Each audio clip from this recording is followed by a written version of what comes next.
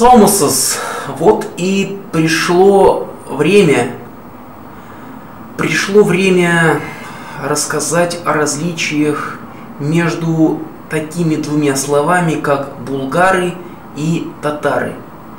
В интернете, в частности ВКонтакте, есть много информации о том, что до того, как называться татарами, татары назывались булгарами.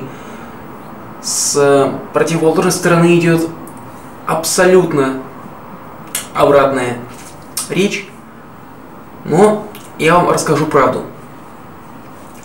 До революции были люди более-менее интеллигентные, стопроцентно интеллигентные и аул. Так вот, аул назывался татарами.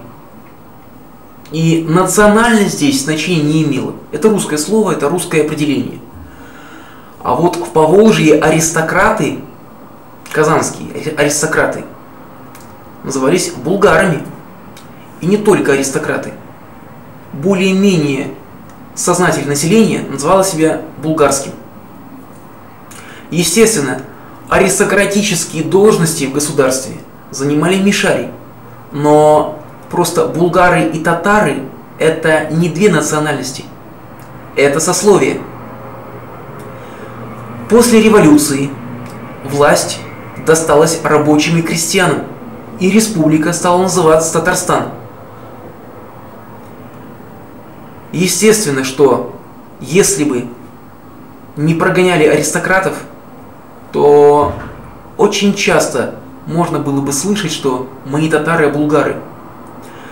У меня есть знакомая девушка в Уфе, она такая бизнес-леди, она русская, но русская в первом поколении. У нее бабушка татарка. У этой бабушки отец был оренбургским генерал-губернатором. Да, он был губернатор Оренбурга и слушал их татар. И бабушка говорила ей: не забывай, пусть меня называют татаркой, но ты помни, что мы были булгарами. Естественно, ее отец не называл себя татарином, потому что он был аристократ. Перед революцией возникло движение Идель-Урал. Они предлагали возродить булгарский народ из разделившихся булгар на татар, чувашей, марийцев, мордовцев. Он даже в булгар записывал башкир, поскольку они имели кочевье в Волжской Булгарии. Естественно, идель-уральцев прогнали. Вот вкратце, что нужно знать о булгарах и татарах.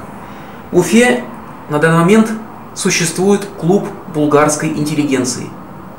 Он существует для того, чтобы возродить булгарское наследие на территории Республики Татарстан. Если вы хотите вступить в этот клуб, если он вас заинтересовал, то обращайтесь ко мне. Я являюсь его членом. Я его член с 2011 года. То есть уже достаточно приличный срок.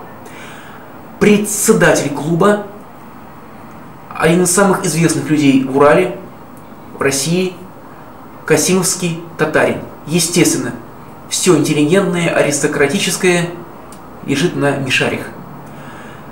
Итак, это все, что я хотел сказать. Вопросы есть, пишите.